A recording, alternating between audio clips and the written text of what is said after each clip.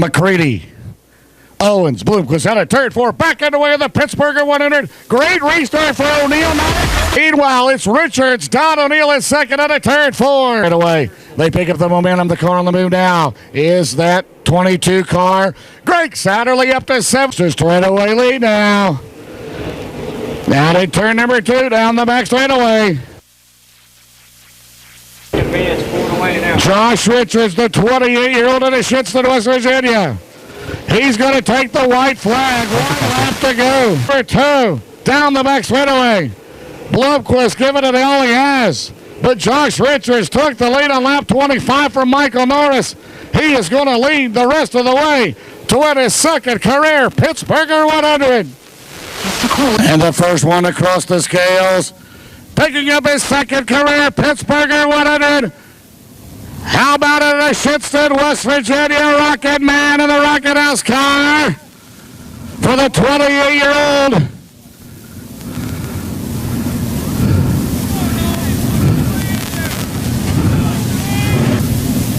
How about it, Pittsburgh, Pennsylvania Speedway. For your winner, here is Josh Richards.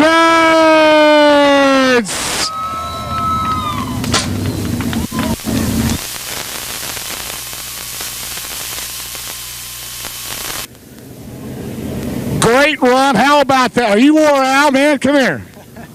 I'm exhausted. It feels good to win this race for the second time, and this is my favorite racetrack. I've always said that growing up. Nothing comes close to this place. It's just so awesome to race at, and all the fans here. It's just, it's always a special place, but I know tonight our hearts are out with the Farr family. We know he passed away last night. He was a really good friend, and of course, John Flinner. We just hope him a speedy recovery, and most important that he's okay and can get back in a car. But it was a good night. Why is it one of your favorite tracks? It's a momentum track, isn't it? No doubt about it.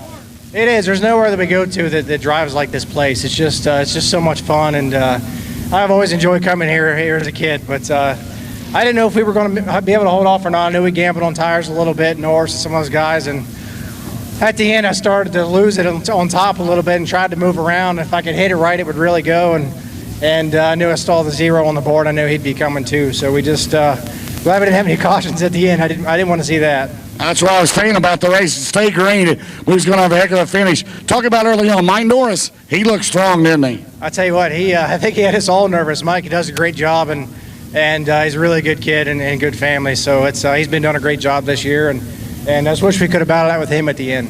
Once you got through traffic, though, we had some caution flags. Guys were having some tire issues. Were you worried at all about your tires?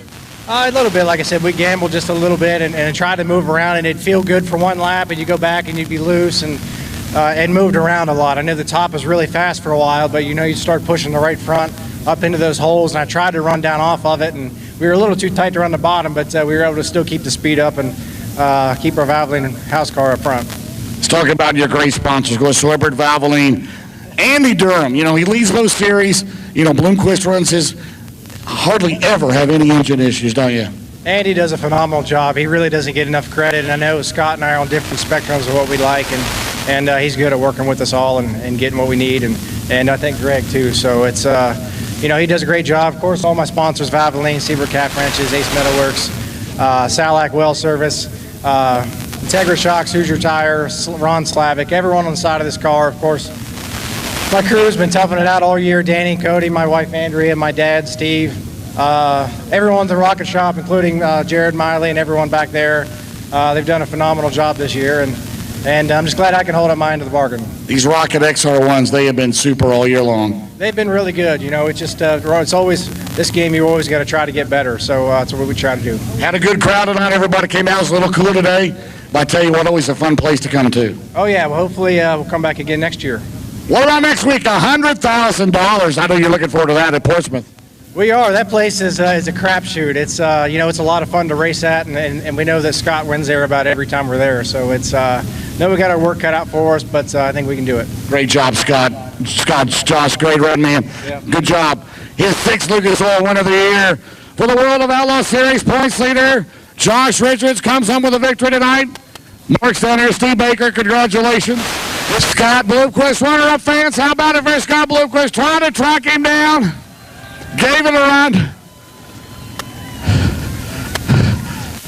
You were driving the wheels off that thing, weren't you, about the last 40 laps, it seemed like. Yeah, we tried to not overdo it early, you know, and we had a pretty good race with Don, and you know, just didn't want to push the tires too hard. And then, you know, I knew it was getting close to the end. I didn't know what lap it was, but we knew we needed to start bearing down a little bit. You know, I think he's the only one of the front bunch that started on a softer right rear tire. I didn't think it'd make it the distance, and you know, we could run some really strong laps.